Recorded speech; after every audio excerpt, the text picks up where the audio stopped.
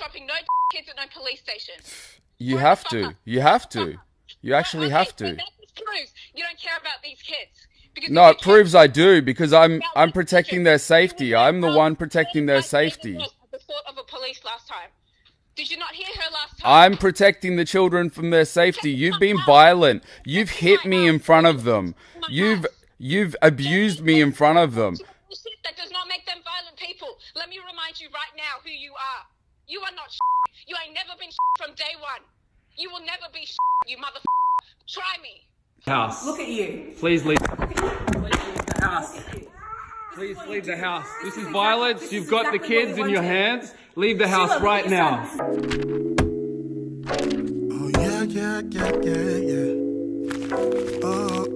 When was the last time that you saw a public divorce on social media that really did kind of like, I don't know, crush your soul a little bit? I'll tell you what mine was. It was the early 2000s, and there was a show called The Newlyweds, featuring Jessica Simpson and Nick Lachey, both former pop stars who had decided to marry each other out of pure love, fate, and destiny. And due to them being high-profile celebrities and pop stars, they ended up having an entire MTV crew follow them for the first couple of years from their wedding day. Now, in this reality TV show, we were able to see their highs, their lows, the ups, the downs, and the tumultuous differences between both of their characters, as both of them were trying to find a space within the marriage as individuals. What were their roles? Who would be the breadwinner? Who would be the provider? What were their goals in terms of home ownership and having children? When should that happen? And because of this show, we saw them have a lot of debates and differences within their relationship, with this level of hyper scrutiny placed on them to succeed because they were the first newlywed couple given a show for us to watch and consume with our very own eyes. I still love you. What do you mean, I still love you? What the hell is that supposed to mean? I mean, I still love you in spite of what? I still love you in spite of what? You're decorating. Well, then you get off your ass and do it. I've been here working my ass off for like the last 3 days. Baby, I'm not. All you do is come home and bitch about it. I'm not bitching. You're bitching in your own non-bitchy kind of way. So because of that, when the marriage didn't necessarily work out and they found themselves not particularly compatible, maybe they fell out of love or simply just grew apart, we were all just kind of left with, oh, that was sad. Well, flash forward to present day. We now have something on YouTube, an entire genre of content called family channels. From the Ace family, to the LeBrant family, to 8 Passengers. And the ones I mentioned are pretty much the most infamous ones on social media because of the amount of scandals it is that they're involved in. However, there is a section of this entire genre where it is just genuine people living their genuine lives and putting it up on the internet for the world to consume. And some of these channels have genuine and pure intentions of just documenting their life and their family as it continues to grow. One of those couples and subsequent family channel, for me at least, was Nikki Thott and Jamie Perkins, who then became the Perkins. Nikki and Jamie Perkins had actually been in each other's lives for quite a long time. At one point when Nikki Perkins was 17 years old and Jamie was 25, that was when they first initiated contact online. I'm not even going to discuss that. I know you're raising your eyebrows. Bring them down a second. We're not going to discuss that today because that is a whole different conversation, but you are right to be concerned. And back at school, my grades were dropping. I spent a lot of time trying to catch up on my work on the computer. And at the same time, I also got distracted with MySpace. I had a new friend request from this guy called Jamie Perkins. And I was like, who is this guy? But, you know, after a while, we just started talking. And I figured out we had quite a lot in common. And I was like, wow, this is pretty cool. He used to listen to all my problems. And I mean, he was just so interested in me and wanting to get to know me. And I mean, I fell for him. And it wasn't long before we went on our first date, which was to the movies to watch, what was it? Oh yeah, we watched The Mummy too. And yeah, we just talked and we just clicked. Like I've never clicked with anybody like that before. And I mean, it wasn't long, and I fell for him, and I fell hard. However, the couple wouldn't put themselves in the public domain until they have a viral video. Jamie Perkins decided to propose to Nikki Thott in a very grand way and posted the video on social media. The video basically shows Jamie Perkins having Nikki and her friends and family stay at an open-air cinema, I do believe, as the open-air cinema plays a video of Jamie Perkins making his way over to Nikki before eventually getting down on one knee and proposing to her, in possibly one of the most grandiose ways that a person can propose to another human being.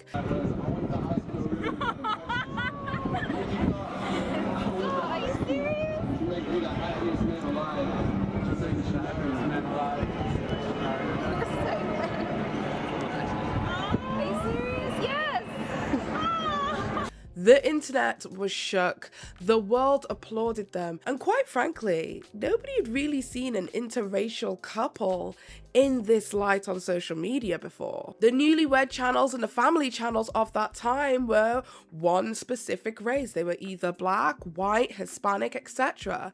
But we had never seen a blending of two races in this way. So shortly after that, they decided to start vlogging and developing their channel, showing the daily life of two new fiancés walking their journey to their marriage. And from there, we watched their entire life develop. We watched their marriage, we watched their wedding take place, we watched the birth of their first daughter and the birth of their second daughter.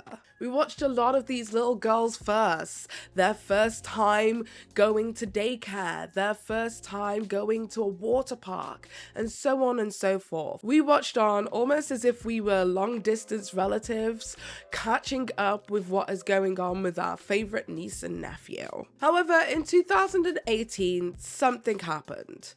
Nikki and Jamie divorced. This came as a very sudden shock to many people on social media, including myself, who had been following this couple for quite some time. If you guys aren't aware, I have 2 mixed race children and my husband is white. So myself, I've watched their channel since its genesis because there was no interracial couples sharing their lives in this way.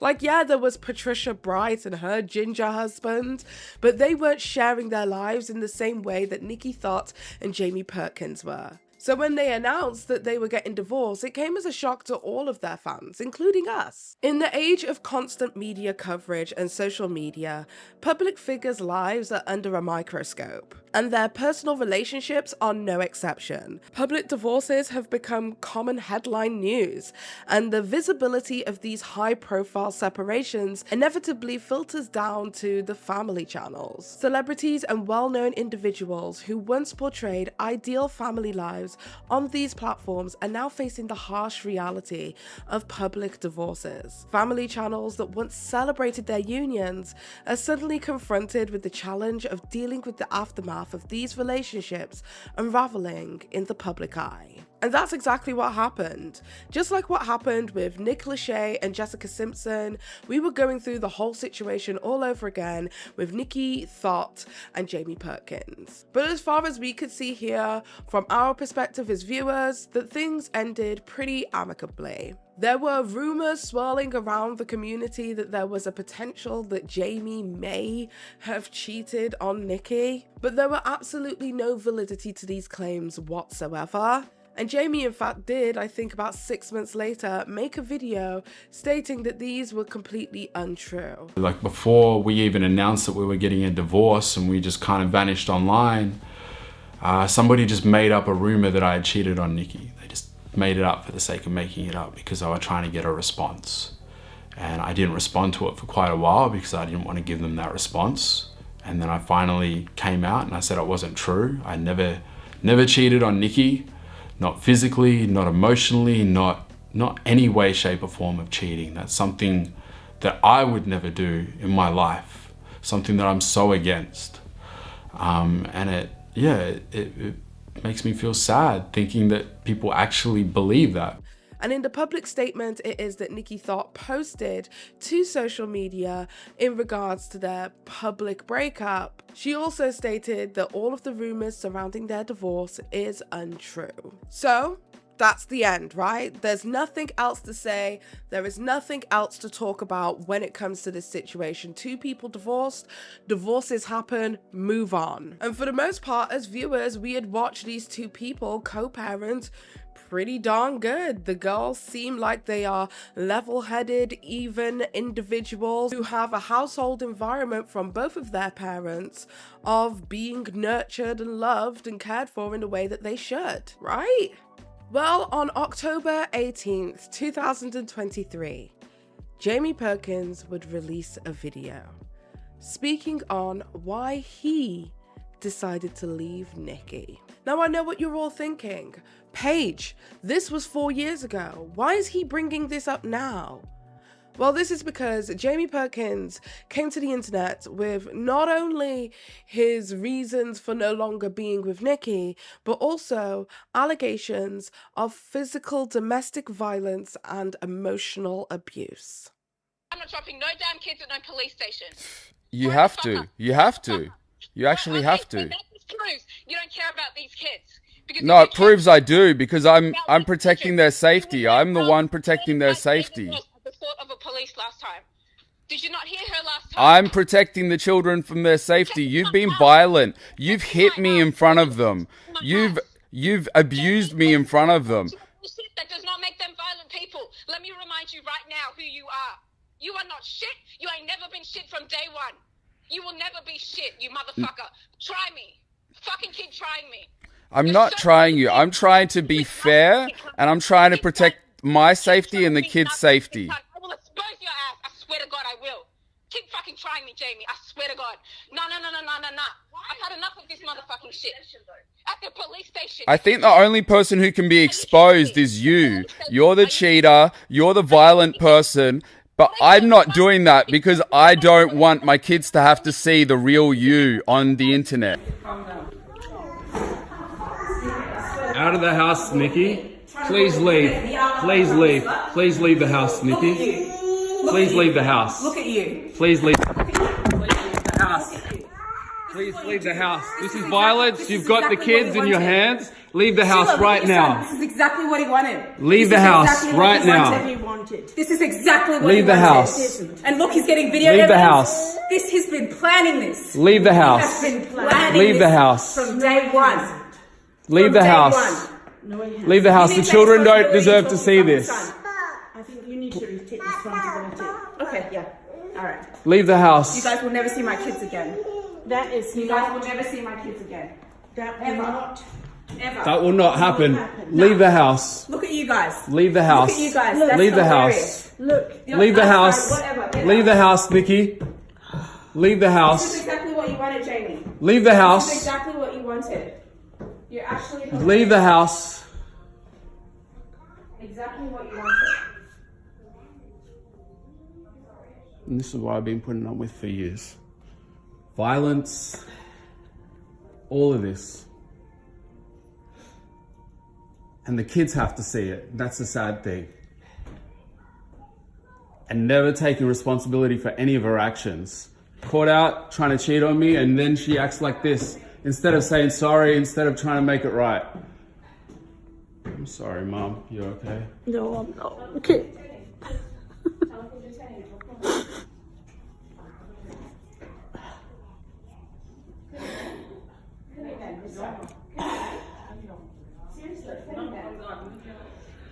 Where's your phone? I'm actually calling the police. No, just leave it for now.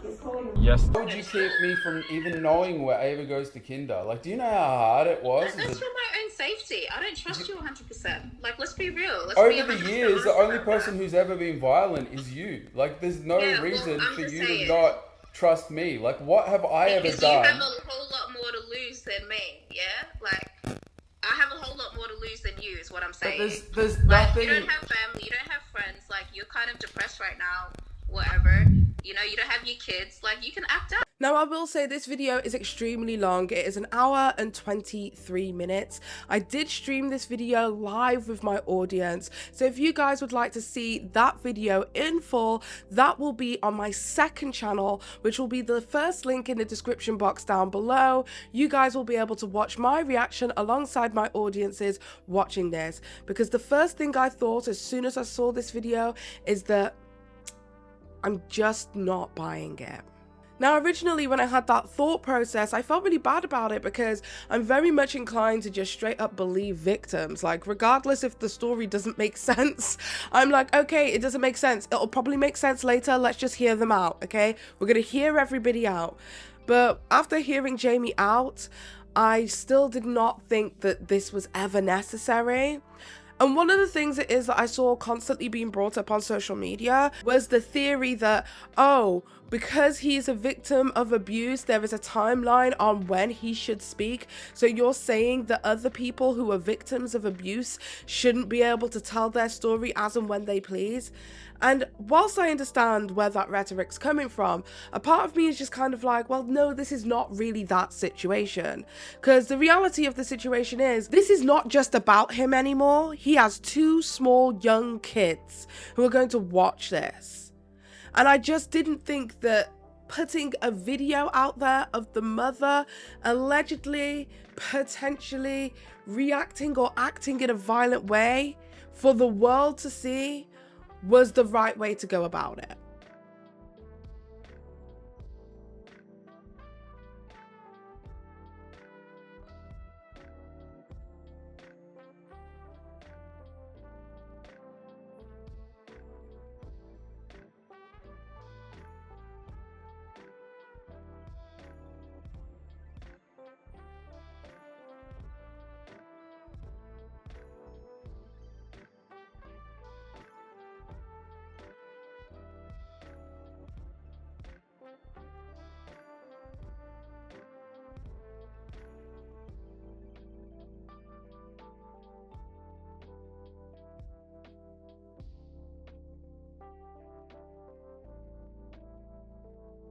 He shows screenshots in the video of him, in my humble opinion, invalidating her choice of career to want to go into nursing as her not providing for the household, despite her studying to be in a field so that she could eventually provide for the household in a more substantial way. For me, this was pretty much using the microaggression that black people be lazy, and that she was somehow lazy for valuing studying and not kissing the ground he walked on as soon as he walked inside the house because he was having to work multiple hours in a day to keep their lives afloat. He made it out as if she just didn't want to work, despite studying a nursing degree. I just wanted to do what I could to give her the best life that she could, because she had a hard life. She'd been through a lot growing up. I was just trying to give her what I believed that she deserved.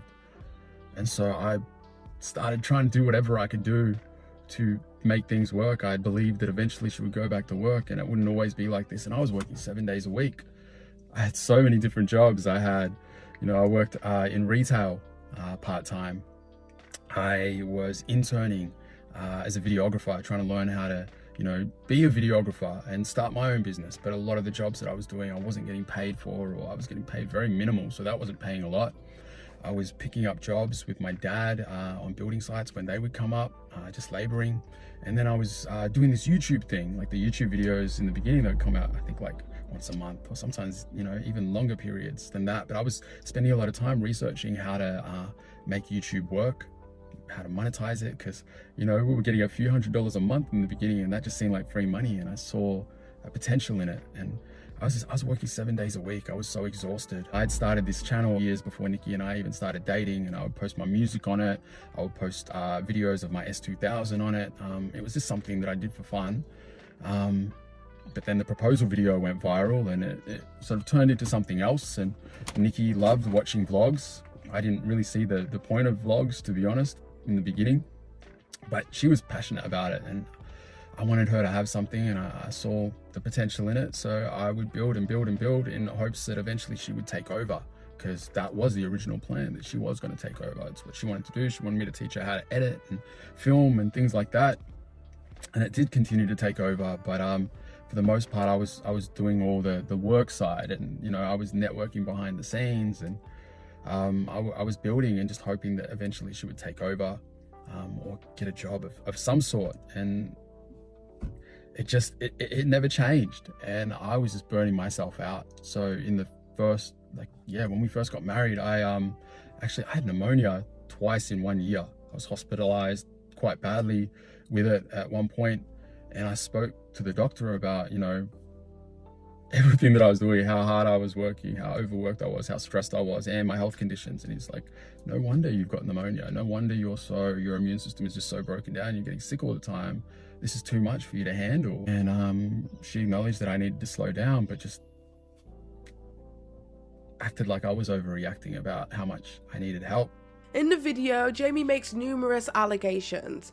He states that Nikki had got him to sign some kind of contract that made him agree to only have the children on his channel for one video a week, which in turn has damaged his channel, therefore not allowing him to make as much money. Over the last 4 years, I've just been in fear. Nikki has been trying to end my YouTube career since we broke up. You know, in the beginning, she demanded I take down all the old videos, which I knew would really hurt the channel because of the way the algorithm works. Any YouTube coach will tell you the worst thing you can do for a channel is to take down old videos. But I didn't want the drama. I wanted us to be able to move forward. So I did it. And at the point that I did it, I'd finally started to gain subscribers again. You know, like I'm talking like a few hundred a month, not a lot, but before that I was losing thousands of subscribers a month. And ever since I took down the old videos, I've been back to losing thousands of subscribers a month. So the channel has just been dying over the years, and the algorithm sees that because it's, you know, all machines you know, figuring out this stuff. That's a big reason why my videos don't get pushed out. And I signed an agreement that says I can only make one family video a week, which you know, my channel is a family channel. When you look at the analytics, we go to what your subscribers have watched recently, every video is always a family vlog. So the algorithm categorizes my channel as a family channel and pushes the videos out to people who watch, you know, predominantly family vlogs. So if I do a video that isn't a family vlog, it doesn't get put out. Like, let's say I do a car video and I title it with car sort of stuff, I put the thumbnail with car sort of stuff. When I put that video out, it doesn't get pushed out to people who like car videos, it still gets pushed out to people who like family videos. So making video outside of my genre is very hard because people watch for a certain reason, which is completely understandable. It's the same thing with all my other platforms. I'm kind of categorized in that way. So there's an agreement in place where I can only make one video a week, and that goes across all my platforms. So let's say I make a 5-second reel on Instagram 1 week. It means I can't post my weekly YouTube video that week. The more my views go down, the less that I can charge for when I do sponsored videos, because sponsorships is how I've been making money over the years. I make very little money off of YouTube AdSense. These are sort of, you know, the months, sort of typical months that I've been having for a long time. So it's not enough to live off, to pay my rent off. I need to get, you know, brand deals. But brands don't pay for how many subscribers you've got, they pay for, you know, what your average view count is. So it's been very hard to maintain YouTube as something that I can do for a job, even though it's been what I've done for a job for so long. I've had situations come up where a brand will come to me and say, hey, you know, we want to pay, we need you to make a reel, something really simple in the next couple of days for us. If you guys having fun with a toy or something like that, which is stuff we love to do. But I'll have to say, sorry, I uploaded a video this week. I can't do it this week. Can I do it next week? There has been times where they'll just say, no, I'm sorry, but our campaign is this week. And so it's like, if I post a video I'm not making money out of, it can make it so I can't post a video I can make money out of. And I need to pay my rent. He also states that he is now an Uber driver and he drives around in an Uber car now in order to make additional money. So for now, the only thing that I've been able to figure out that I can do where I won't lose my place in their life as a real dad is Uber. So for the last few months, I've been an Uber driver. Some of you guys have, you know, you've gotten in my car and been like, wait, I know you, why are you my Uber driver? And for the most part, I don't want to bum people out and I just say I'm taking a break from YouTube, but the reality is this is how I'm trying to pay my rent. I will, I'll the week that the girls aren't here, I'll work 10, sometimes 12-hour days. This car isn't the most fuel efficient, so it's not the greatest car for Uber, but it's kind of what I've got at the moment. He speaks on the fact that he is unable to get a regular job and has to have a job that allows him to be present for his children due to the fact that he has multiple health concerns, as well as the fact that he really feels like he gave up much of his life, his dreams and his aspirations for whatever it was that Nikki wanted. And Jamie the father got washed in another direction, and he survived, and that's kind of all I've been ever since. All I've really been able to have the strength to be is to be a father. It's like I've forgotten a lot of things that used to make me happy, that I used to be interested in. Even, I guess, like one of the best ways to explain it is I used to be a music nerd. I've always been really into music, and a lot of the time I struggle to enter conversations about music and artists that I used to be really into and music history and stuff like that. It's like I've forgotten so much about things that I used to really care about. It's like that part of me was just washed away. And you know, over the years, it's just like everything's about being a dad. People are always like, what else are you into outside of being a dad? We only see you being a dad. Being a dad it's my everything. It's my existence. It's what I've just poured my whole life into, because it's something that's just been so incredibly important to me.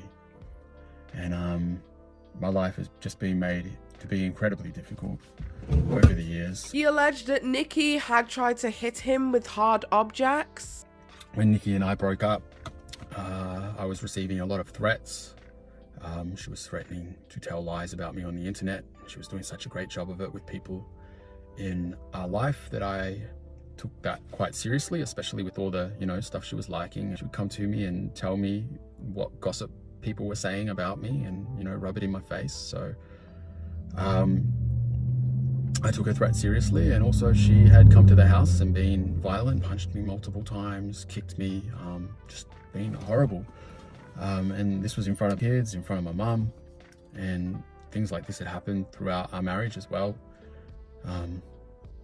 Nikki, she was like two different people, and that was what I always struggled with, because there was a version of her that I was just head over heels in love with, and then there was a version of her that I felt like I didn't know, and I never knew when that version was going to come out. And when that version came out, it'd stick around for like a week or so, sometimes longer, sometimes less. And that version had a very violent temper. There was anger problems. He speaks of an altercation that took place in the middle of a street where Nikki was physically violent towards him, and actually shows receipts of Nikki apologizing for said violence.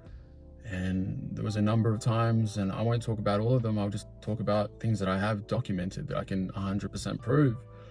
There was a number of times where she had, hit me multiple times in front of the kids, where she would throw objects at me, objects that would hurt. She would hit me with heavy objects. I've had a lump on the back of my head from being hit with a heavy object, and that was in front of my brother. My brother saw that. Very few people knew about this. I didn't want people to know about this stuff that I was going through. My parents knew about it because they had seen it on different occasions. My brother knew about it because he had seen it once, and her sister Paula knew about it because I would go to her asking for help. Nikki had been through a lot growing up. And I don't know if that's a result of it, but that was an excuse that I would always give. But there were points in our marriage where I was very scared of her. I was walking on eggshells, and I wasn't scared of her like I thought she could kill me, like what women experience when they experience domestic violence. But it was a feeling of humiliation. I felt so small because I never hit her back, and I thought so low of men who hit women. And I'll be honest, there was one day where I felt I wanted to hit her back, which was one of the scariest feelings I've ever felt, because I never knew that part of me existed. There was a day where she tried to throw a camera in my face, and because she'd thrown heavy things at me before, I knew that it was real. And in self-defense, like, I wanted to hit her, and I felt my fist clench and I just left the house.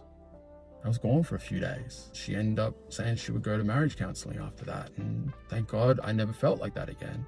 He speaks about numerous different co-parenting issues with Nikki. For instance, there was a situation where he was supposed to be spending the day, in his version of events, with his children for his birthday. And for his 40th birthday, not only did she age shame him, she also, allegedly, according to him, decided to make an appointment for the dentist for his 2 kids on the same day that he was supposed to be sharing with them for their birthday. He believes out of spite. Talking about the stuff recently, like it was my 40th birthday this year, and she's always giving me a hard time about turning 40. It's something she's always, made me feel self-conscious about, that I'm old, and she'd given me a hard time about that at a pickup, not even long before that. And I knew something was going to happen on my 40th where she would try and make it hard. And so I had reminded her that, it was coming up. I knew she would have known because the girls would have been talking about it because they were excited they'd made some stuff for me. But I reminded her just to keep my bases covered because it landed on a week that was her week with the kids. And, our agreement is if it's our birthday, one of our birthday, and the kids are at the other house, we pick them up from, 3:30 and we have them until 6. And I reminded her. She got back to me the day before my birthday. I'd had a message from a dentist that I'd been to before, about 20 minutes before I got a message from her saying that a dental appointment had been made for me.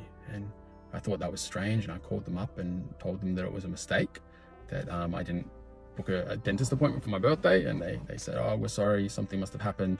There's a girl with the same last name as yours who has a dental appointment that day. And I thought nothing of it. And then 20 minutes after that, I get a text from Nikki letting me know that both the girls have dentist appointments on my birthday, and that I can take them there on my birthday. I didn't even let her know that I knew she had literally just booked it before sending that message, because the notification had came through, and I don't think she would have thought that I would have got that notification, because it was just like, what's the point in even bringing this stuff up? Because it's just, this is kind of how it is. Jamie speaks about Nikki allegedly changing the dates and times for the pickups of the girls last minute, just to make Jamie's life difficult. By this point, the girls were with me every Wednesday and every Thursday. So every Wednesday, Zoe and I, we would go to this playgroup. On Thursdays, she would go to daycare. On Wednesdays, she was with me, at home and at our playgroup in the morning. And she would get really excited about this, and I would really get excited about interacting with other adults, because for a long time I was pretty much just, it was just, everything was about the kids. I lost sense of myself, and this group was just so important to me. And I love seeing Zoe play with other kids as well. If you watch the vlogs, you would remember it as the community garden that we used to go and plant vegetables at and take care of them every week. And Nikki knew about this because Zoe was always excited to go when she would drop her off. And I would always be like, we got dad group today, it's gonna be fun. And Nikki went to the daycare place, and she changed Zoe's day. She changed Zoe's daycare day to Wednesday from Thursday, so that I could no longer go to this group. Zoe was with me on every Wednesday, and I remember calling the daycare, and they knew that I had equal parenting rights. And they gave me a hard time about changing the days back. Eventually I was able to, but I tried explaining to Nikki. I was like, look, I don't have friends. You made it very hard for me. You gave me severe social anxiety to the point where I don't interact with many people, because I didn't want to have to try and defend myself to people. I didn't have the energy for it. So I just stopped interacting with most people. I had, one friend down here, and I was desperately trying to make some friends, to learn how to really interact with people again. He speaks about a particular situation that took place with Disneyland, where he was given a free trip to Disneyland. This was a 3-day trip for him and the girls to go to Disneyland. He requested that the girls take time off school so that they could all go to Disneyland together. And she was upset about this. And a lot of people on social media, when this was brought up, was like, how could she be so petty as to not allow her children to go to Disneyland Because she's upset and has a disagreement with the father, why would she deny her children this experience? And the reality is that the kids would have to miss school, and they are currently paying, well, Nikki's currently paying for a private school tuition, and that just was not on the bankroll for her. And secondly, she was kind of pissed. She was pissed at the idea that this individual, Jamie Perkins, was having a lot of firsts with his children. And the reason for that is because Jamie is still continuing the family channel. So every week he is having a new first with the children. He is taking them to new places, showing them new experiences. And she was kind of sick of doing stuff with the kids and the kids saying, we've already done that with dad, which I think is extremely valid. So after a little bit of back and forth between herself and Jamie finally backs off and says, okay, fine, if you want to take the tickets and go to Disneyland, go to Disneyland. And she decided not to. And a lot of people thought that that was extremely petty of her.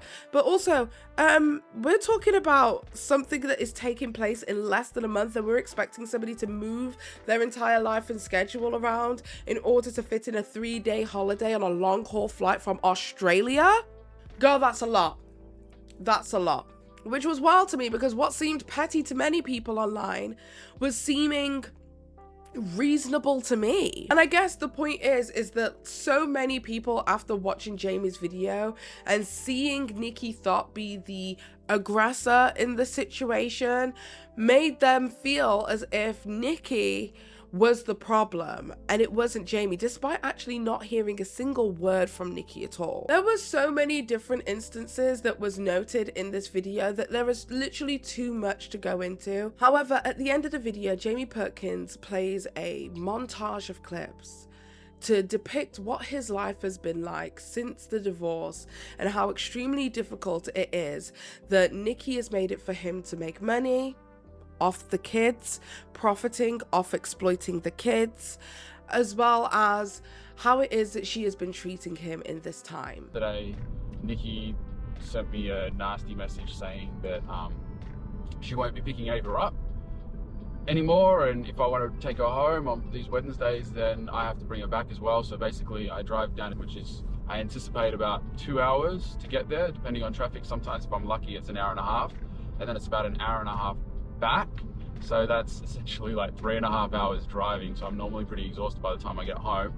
And then I'm gonna have to do it all over again to drop her back off. So I'll probably have about 4 hours with her at home, and I'll spend about 7 hours in the car today, but it's worth it just to hang out with her in an environment that's familiar to her. I think it's important for her to have that home environment with dad still, and it not just become a situation of me seeing them and taking them to shopping centers, because I feel like that, I don't know, I just feel like it creates a subconscious relationship with dad. Like it creates a relationship with dad where it's just an outing type thing. Home isn't with dad, if that makes sense, and I still want them to feel like they have a home with their father, and that's why it's very important for me to continue taking them home. So that's what I'm doing today. A little bit emotional. It's a bit hard knowing it's not actually her birthday, but I'm just trying to make the most of it. And you know, I hope that things won't be like this forever. We're about 6 months, maybe 7 months into our separation. At the moment, I see things getting nastier with her rather than better. I try to be fair with everything. I try not to cause conflict. I'm constantly walking on eggshells.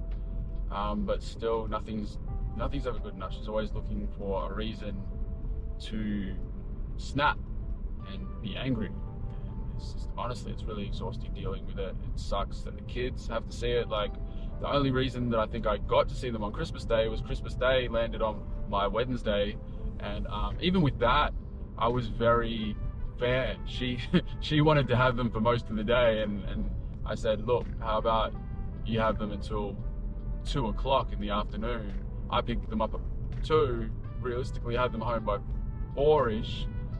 So that's pretty much the entire Christmas Day with you, and she still wanted more. She wanted me to pick them up at dinner time, even though it wasn't her day with the kids. And like, had it been the other way around, she wouldn't have been as like fair as I was trying to be, and it's honestly, it's so frustrating trying to negotiate with somebody who's like that when you're just trying to create a good environment for the kids. And even like, I tried to make Christmas normal. When I got there, I had presents for my nieces and Nikki's little brother, and in front of the kids, like her and her brother were like, we don't want these, we're not giving them to them. And Nikki said in front of the kids that those kids don't even like me anymore. And, you know, had to deal with Ava asking me why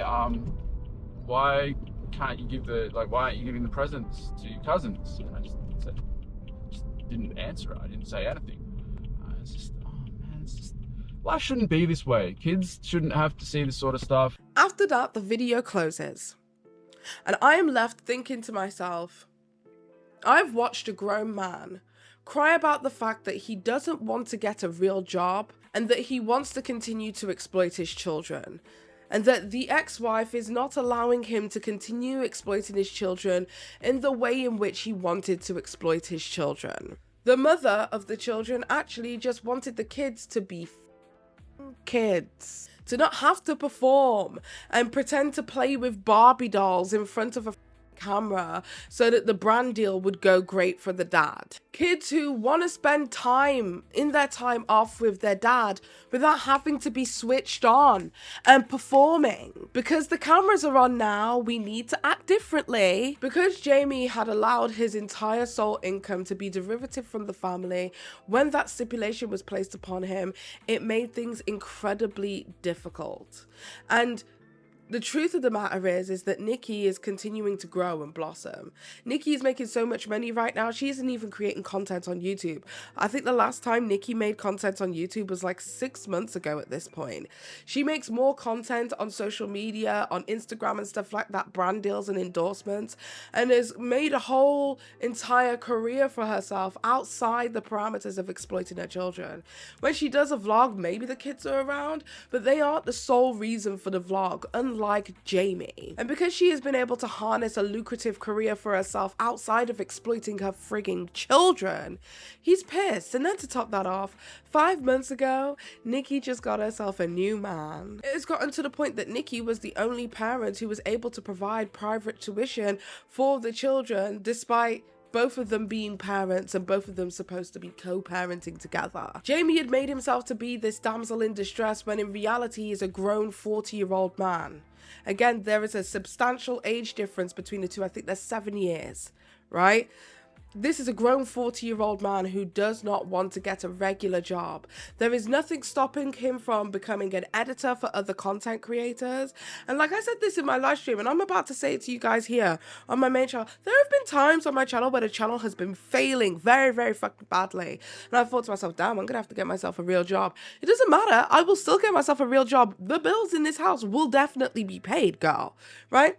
And when I've looked for jobs in marketing, social media marketing. I looked for jobs as a video editor. I even applied for a job at one point as a video editor for the police force in order to help them put together videos of crime scenes. But I would have done it. I would have to keep a roof over our head. I sure as hell would. But there are loads of different things that we can do with the skills it is that we have learned by ourselves and developed as content creators.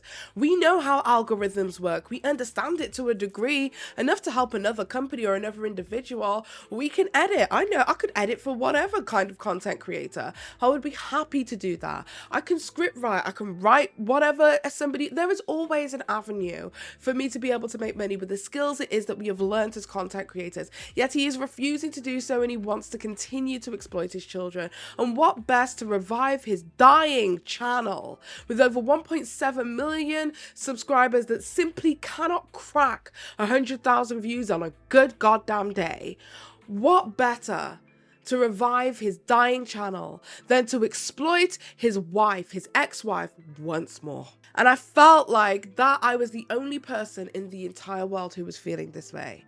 If you hopped onto social media and watched any video, you would see people whose viewpoints didn't even align with mine. Even somebody who I respect very much so, like Troy's TV, even he felt that, Nikki was, not particularly being fair in a lot of these situations. So I thought I was crazy, absolutely crazy for feeling the way that I did. I tested the waters. I spoke about it in my live stream. Again, link down below. You can go and check that out for yourself if you want to see it in full. And I was just kind of flabbergasted. But then again, this is other people's business, but if you put it on the internet, girl, I am going to talk about it. After the video went live, about a day or so later, Nikki Thought posted to social media that she would eventually be making a video to talk about this point by point. Just before the video was set to release, Jamie Perkins deleted his video. And just before Nikki Thought was supposed to release her video, she decided not to post and left a statement that reads as follows. I made a video responding to the allegations and was ready to press post, but for the sake of our children, I'm not going to engage in a back and forth online. I'll share context that was missing from the video and then leave this subject alone. I have had no contact with him since he posted the video, nor have I threatened legal action. Jamie removed the video simply because he saw that people weren't buying his story. I felt something wasn't right in our marriage, but didn't know what I was experiencing. Then in June 2019, I came across the podcast Love and Abuse, where I discovered what emotional abuse was. I made the mistake of telling him that I knew that he was emotionally abusive and probably a covert narc. I never cheated on Jamie and he knows that, but he was quick to run a smear campaign through the community about why we broke up. I want to make it very clear that what you witnessed was reactive. The clips you saw were carefully edited and didn't show what led up to me smacking the phone out of his hand.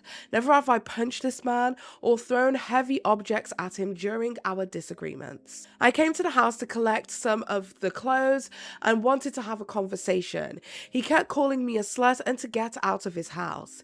I then requested that he drops off the girls at the supermarket car park for a changeover, and he says that he would rather do it at a police station. This was not court ordered. At this point, I'm highly upset, because why would you want to inflict that trauma onto our daughters? Having changeover with their parents at a police station every week? He just wanted to manipulate their minds and paint the picture that mom was so dangerous, that dad needed protection. I smacked the camera out of his hand because I was vulnerable in that moment and did not want to be recorded. This was a pattern where he would constantly violate me by filming me without my consent. It started early at 18. Then when I gave birth, he posted my very personal birth vlogs without giving me any time to emotionally recover. I remember begging him to give me time with our newborn before we shared her with the world, and he told me to stop sabotaging the channel. When the cameras were rolling, Jamie was very sweet to me, but behind the lens, he was highly critical. My body after children quickly became a main topic. He expressed me needing to hit the gym 3 times a week postpartum with Ava. He would repeatedly comment on my stretch marks and loose skin, asking why I just couldn't snap back. He blamed me for absolutely everything. Nothing I could do was right, and I was at fault for everything that went wrong in his life. Shortly after that encounter, he tried to get a restraining order on me. Not only did he put himself down as a protected person, but also our 2 young daughters. If he was successful in obtaining that, I would not come within 200 meters of them. His mother enabled his behavior and signed as a witness that she saw me beating him in front of the children. The clip you saw of me smacking the phone, they took this evidence to court. I put in a counter complaint on him, and it was up to the judge to decide. He knows there's nothing more that I love than our daughters, so he used that footage to silence me. We never went before a judge. Instead, he had his lawyers present an undertaking, which conveniently included that the children could continue being filmed for YouTube. It also included that we couldn't mention one another or our relationship online for 12 months. We both signed it because I had no intention of making this public and didn't want to risk the chance of not seeing our girls.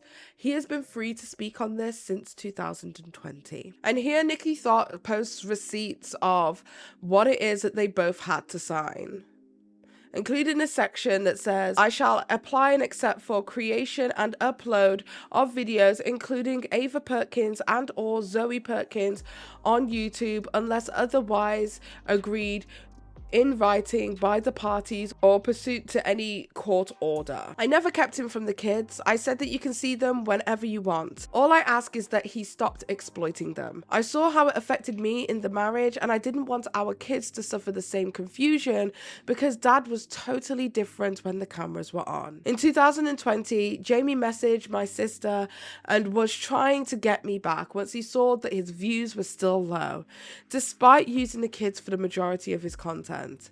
I had already filed for divorce, but he wanted me to change my mind. He came to my parents' house, we went for a walk, and he told me that he wanted his family back. I said no, and our divorce was finalized in December of 2020. Since then, I have been negotiating their online presence and managed to get it down to one video a week featuring the kids.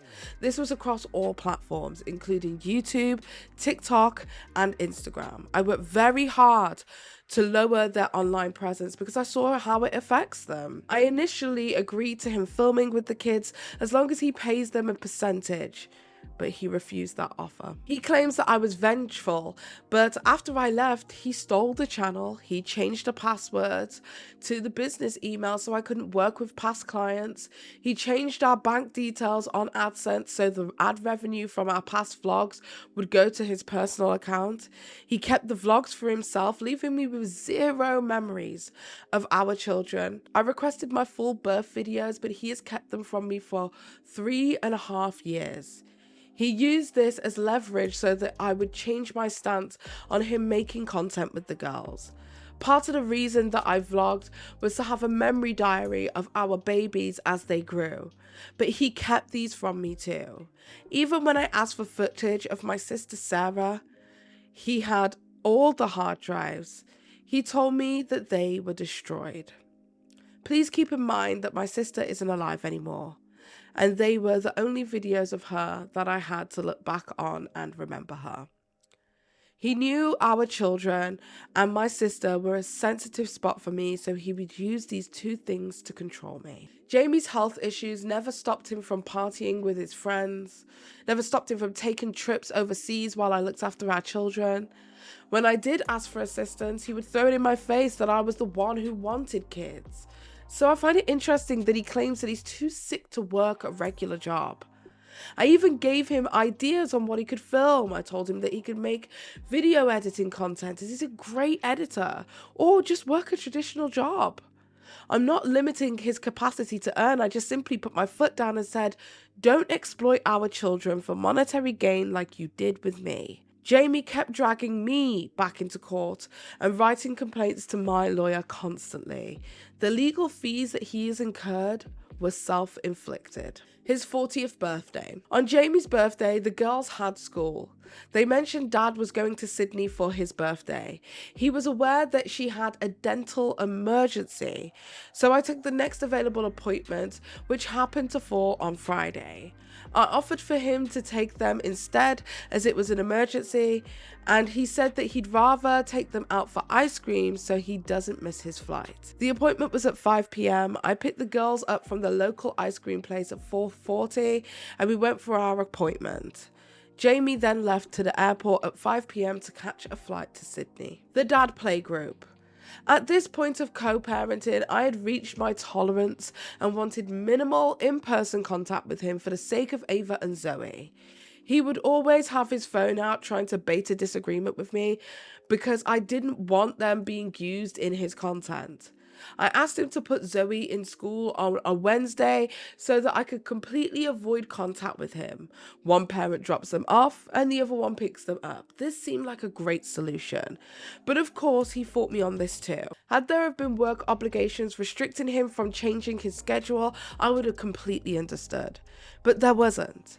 He had only been to this playgroup one time. He could have made other arrangements for the sake of healthy co-parenting. Disney. I had to take legal action for my girls to even attend school at their ages. In Australia, you start school at 5 or 6, depending on how early in the year you were born. Jamie wanted them to delay another year so he can milk them for views whilst they were still in his care. I said no. We live in Australia and California was a very far flight and he had never taken the girls out of the country alone. I didn't want them to go, but I offered to come so the girls didn't miss out on the experience. But he knew that if I was there, I wouldn't like him filming them as much, so he made co-parenting the issue. I wanted to put our issues aside and give the girls some happy memories with both parents. I brought up the matter of schooling because he took me back to court and forced me to send the girls to this very expensive private school. This was his request and I am now responsible for their expenses. Depression is not something that I would ever take lightly, and the comments that I made on the recorded audio were not okay. Before he pressed record, he was calling me crazy and said that I needed psychiatric help, threatening to take full custody of our kids, so I stooped to his level. This isn't an excuse, and I apologize if these statements caused any offense to anyone. Long story short, this was a very manipulative and calculated attack on not only myself, but this act will also cause collateral damage to our 2 children. This was a 4-year-old clip, and now these clips will remain online forever. I have moved on with my life. I am in a loving, genuine relationship. I'm finally at peace. This smear campaign was made not only to garner sympathy from his audience, but to revive a stagnant YouTube channel, sell an unrelated children's book, and completely slander my reputation. Jamie wanted revenge for me putting my foot down and restricting how often he posts the girls online. It disheartens me that I need to even make these statements because most people with discernment can see it for what it was.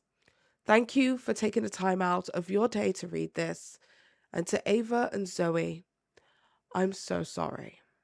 When I tell you that last part where she says to Ava and Zoe, I'm so sorry, God, that broke my heart. That fucking broke my heart, dude.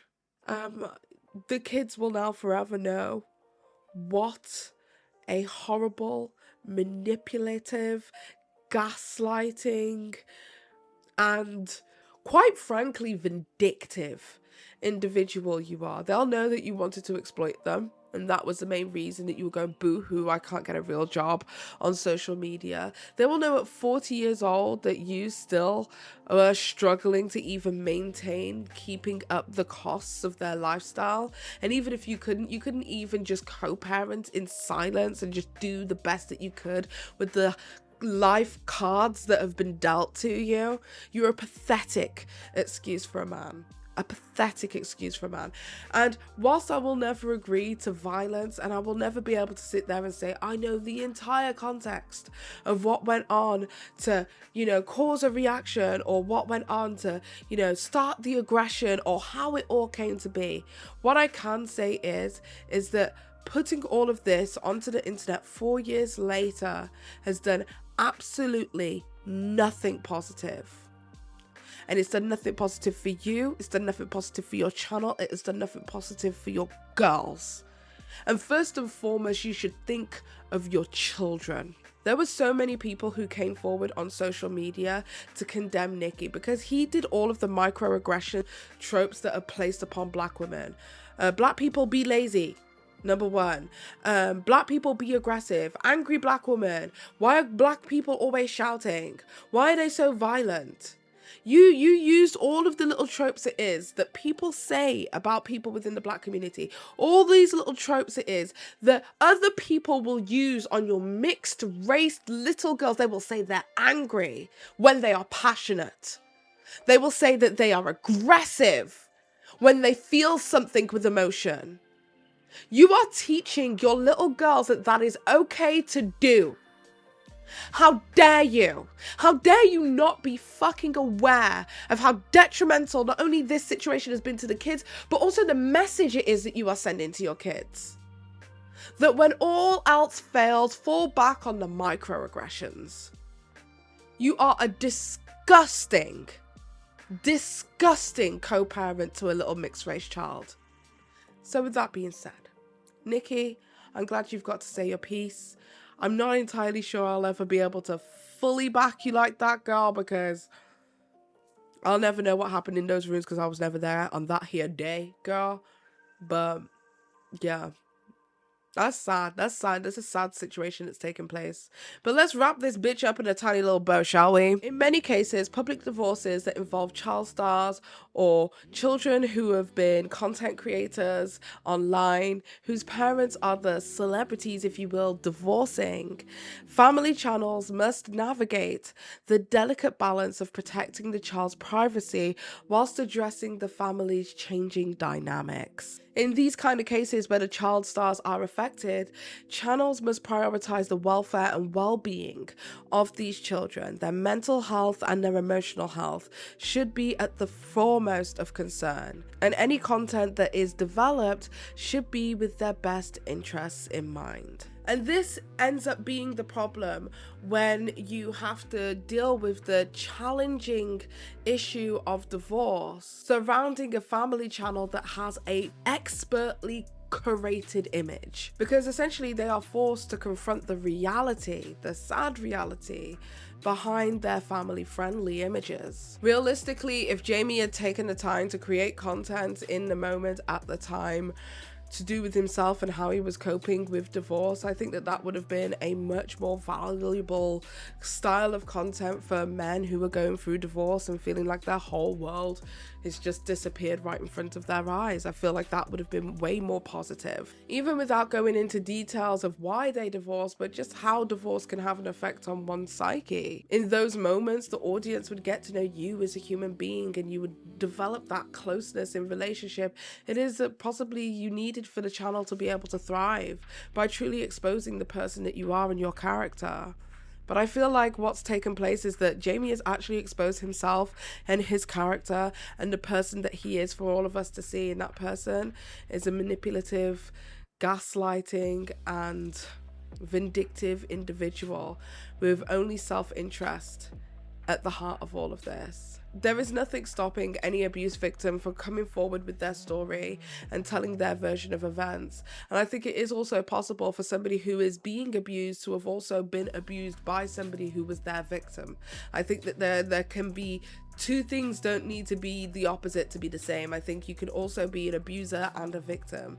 They say that like when somebody gets abused, they kind of become, you know, radicalized in a way, and that these individuals become the aggressor because it is all they've known for so long, so it becomes their technique of coping with their current situation. So there's nothing to say that there isn't equal bouts of, you know, Jamie being the aggressor and Nikki being the aggressor and Jamie being the victim and Nikki being the victim. And in reality, as viewers, as onlookers, we will never truly know. But what I will say is bringing up an old video of your ex-wife snatching a phone out of your hand with absolutely zero context in front of the world, in front of the internet, in order to say that this person was an abuser, of which this information, according to Nikki, was brought to the courts and absolutely nothing was done about said situation, nor was no order of protection put in place, doesn't really look good. And quite frankly, only serves to make you look terrible. And when your children look back on this situation and see how their mother had to defend themselves in the face of everything and how you took down those videos it is that you felt so proud and valiant to put onto your channel, they're not going to view their dad in a very good light. And quite frankly, the only people who deserve protecting from any of all of this is Ava and Zoe. So just like Nikki, and even though I make these videos so there's like a lesson to be learnt at the end of this, to Ava and Zoe, I am so sorry.